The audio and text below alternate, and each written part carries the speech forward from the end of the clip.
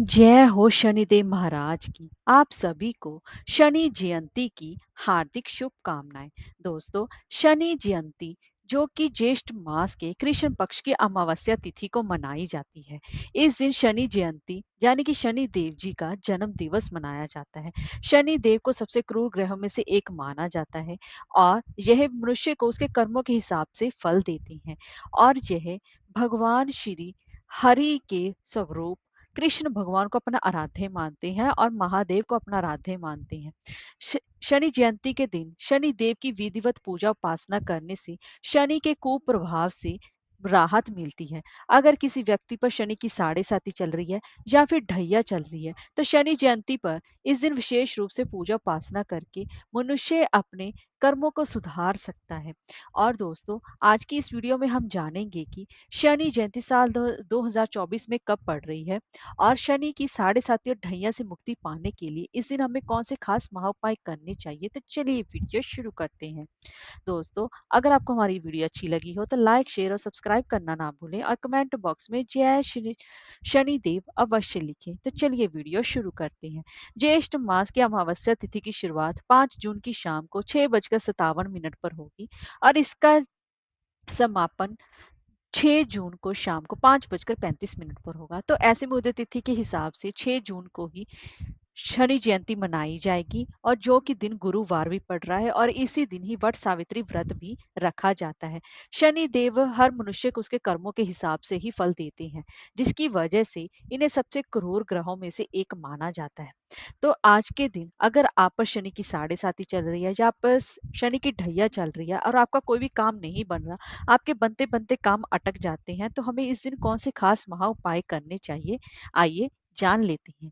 अगर आप पर आप भगवान शनिदेव की कृपा पाना चाहते हैं तो इस शनि जयंती के दिन आपको कौवे को रोटी खिलानी चाहिए, क्योंकि कौवा शनिदेव का ही वाहन माना जाता है। ऐसा करने से शनिदेव प्रसन्न होकर शुभ आशीर्वाद देते हैं। जो भी लोग इस शनि जयंती पर कौवे को भोजन कराते हैं, तो शनि देव की विशेष कृपा आपके और आपके पूरे परिवार पर हमेशा ही बनी रहती है।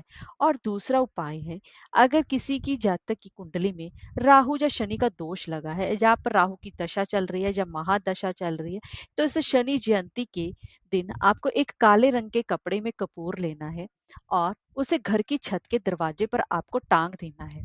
और अब सूर्यास्त होने के बाद इस कपूर को आपको जला देना है। ऐसा करने से आपको इस चीज का फायदा मिलना शुरू हो जाएगा। जितने भी राहु और शनि की वजह से आपके काम में अड़चने लग रही हैं, वह भी सभी अपने आप धीरे धीरे दूर होने लग जाएंगी। तो अब जान लेते हैं तीसरा उपाय। इस शनि जयंती के एक दिन पहले आपको एक कटोरी में सरसों का तेल लेना है और उसमें कुछ काले तिल डालकर उस कटोरी को आपको किसी भी शमी के पेड़ के पास रख देना है। अब इस कटोरी को आपको अब जो इसने आपने बनाया है, एक कटोरी में सरसों का तेल डालकर कुछ काले तिल डालकर और उस कटोरी को शमी के पेड़ के पास रख देना है।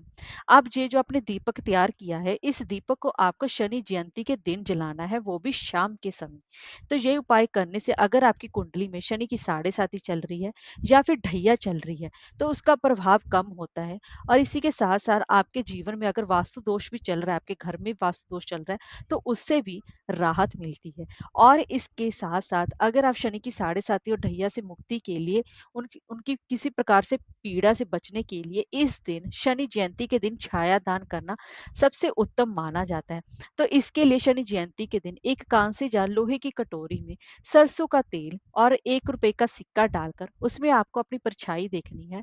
और जो भी तेल मांगने वाले आते हैं, अगर आपके आसपास नहीं आते, तो किसी भी पास के शनि मंदिर में जाकर वह कटोरी सहित तेल आपको शनि देव को वहां पर आपको रखकर आ जाना है। ऐसा करने से भी शनि देव से जो उनकी पीड़ा से आपको मुक्ति मिलती है। और इस दिन ज्यादा से ज्यादा शनि देव का मंत्र ओम शम शनेश्वराय नमः का यथा संख्या मंत्र में आपको जाप करना है। आप चाहे तो इस दिन व्रत भी रख सकते हैं।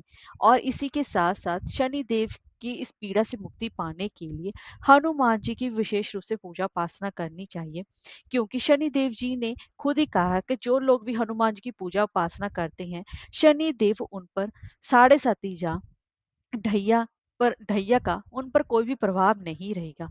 इसीलिए इस हनुमान जयंती पर इस सॉरी शनि जयंती पर आपको हनुमान जी की विशेष रूप से पूजा उपासना अवश्य ही करनी चाहिए। हरे कृष्णा, राधे राधे।